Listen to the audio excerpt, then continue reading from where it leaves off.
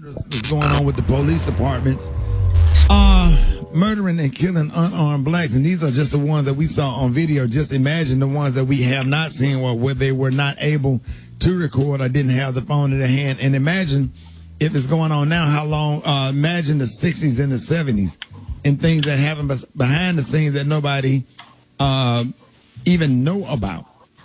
Or whatever. You just know that your loved one has passed away, and they probably told that they died in jail. And when you start thinking about Philando Castile and Mike Brown and Sandra Bland and all of these different people that were shot down and murdered like dogs. And David, we were talking about police, white supremacists have infiltrated police departments all over the country. And everything that's going on, and none of these officers are going to jail, except for the black cop that shot the white woman in Minnesota. He went to jail or whatever, but the white cops that kill unarmed blacks don't go to jail. And first of all, thank you for calling in, and good morning, and how you feeling, and what do you think about all of this? Well, Ricky, man, you know how long I've been at this, bro. And the question that first of all, good morning, and thank you all for always respecting and looking for my voice. I really, really appreciate that. In my opinion. I didn't even say your damn name. I'm my bad, brother. Hey, y'all get up for my little brother from another mother, the one and only David Banner in the building. Sorry about that, man. I'm so damn mad I can't think straight. It's all good, bro. This is the question that I just want to ask people. One of the problems that I have is we as a whole, we keep acting like, that's why I'm glad you said what you said. There's a systemic problem in America. And, you know, people are starting to see that white supremacists have been ghosting and being a part of the police department, but that's always been the case. When the Ku Klux Klan was supposedly shunned by America, they took off, in a lot of cases, they took off their white sheets and put on blue. And the problem to me with black people is we consistently think that politics is for us. We consistently think the police is for us. I hear so many black people consistently say these people need to be arrested. And we start feeling good when we hear words like the FBI is investigating. That's like me saying it's a part of the same system. It's like me saying my hand is investigating my foot. My hand is part of the same thing. So if we constantly see these people constantly getting investigated by these systems and nothing ever happens, then what are we going to do? Think about this. George Floyd is not going to be able to see a judge. We think these white folks' lives are better than our lives. No, we want the same thing that you took away from us. If you take my child away, I don't want your sorry. I want your child. And until we start respecting and loving black life, because think about this, Rickey, I want you to think about this. Anytime a person's face is away from a cop, there is no reason for you to pull out your gun. If I'm running away, why are you pulling out your gun? If I'm face down, why are you pulling out your gun? If I'm already cuffed, why is your knee in the back of my neck? Why is a black body left out for 5 and 6 hours in the middle of the sun when you know you wouldn't do that? Black people keep wanting equal rights. I don't want equal rights. I want better rights. So for me, until their lives start being affected, till their mothers and fathers start. It's a friend of mine. Right now, my company is working on making a bulletproof vest. And the reason why I started working with this company, this cop out of Atlanta said that he started making bulletproof jackets for black people because he noticed that the victim never got a chance to make it to court. We only get their side of the story because our people died. So I want everybody out here to think, stop looking at celebrities. Stop looking at everybody outside of your community. If you want this kind of stuff to stop, what are you willing to do? We always talk about black history, and one of my mentors told me this. Our grandmothers and grandfathers constantly sacrificed for us.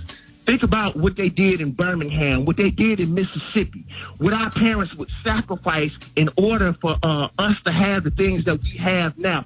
What is our generation willing to sacrifice to make sure that our children don't have to go through the same thing? Because we're talking about the same thing our grandparents talked about. So that means that we need to sacrifice more. So I'm not asking you what you're willing to post. Because, Rickey, I want you to think about this. Every time we post an atrocity on our social media page and we don't do nothing about it, we show every other race of people that these people can continuously take our lives, and we're not going to do nothing about it. So you become the poster child for white supremacy when you post black people dying, but you don't do nothing about it. You better. Ooh. Wow. Man, that's the deepest thing I've heard, and it's almost like trying to go and change a formula. You know what I'm saying? Like, you can't figure out the math problem, so you go back and change the formula. The formula is set.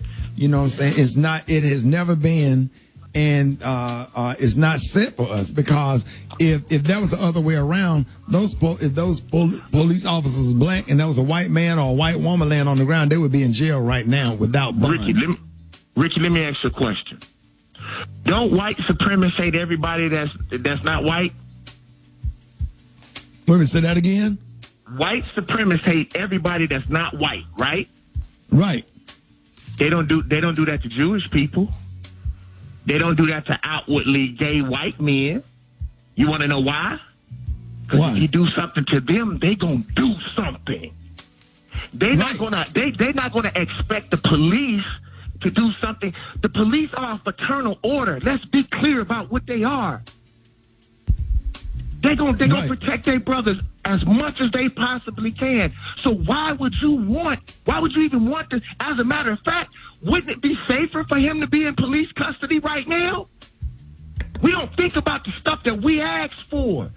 How are you gonna let somebody else serve justice when somebody has done something to your community? White people don't wait for justice. If a black person do something, they come to your house. Do something to a Russian if you want to. They ain't waiting for American cops. They sending clips to calls to your house. You are absolutely correct. The problem, and Rickey, this is painful, but this is the truth. Most Negroes want to be white. So when something happened to a black person, they look at it from a white person's perspective. We look at ourselves the same way white people do. In order for us to ever be free, we got to let something go. I watch basketball players, football players, rappers, everybody talk about during Black History Month about sacrifice. What are you willing to sacrifice for the death of a black person? That's it. We ain't got to do too much talking. I'm talking about the everyday, ordinary person. I'm talking about the person that worked at the corner store. What are you willing to do? What are you willing to sacrifice? If you do sin, what you gonna do? George Zimmerman is still around here selling stuff that has to do with the murder he committed, and he's still walking in the streets. But everybody a gangster.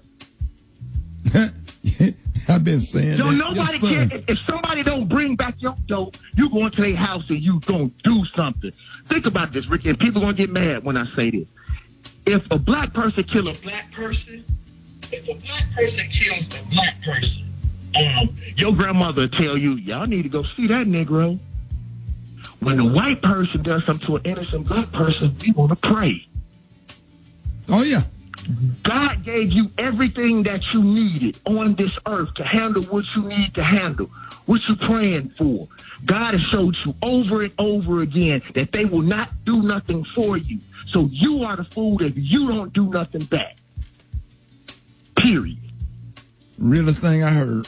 Yeah. That's real. And those are my thoughts. And all of those are my thoughts. Hey, brother, I love you so much, Dave.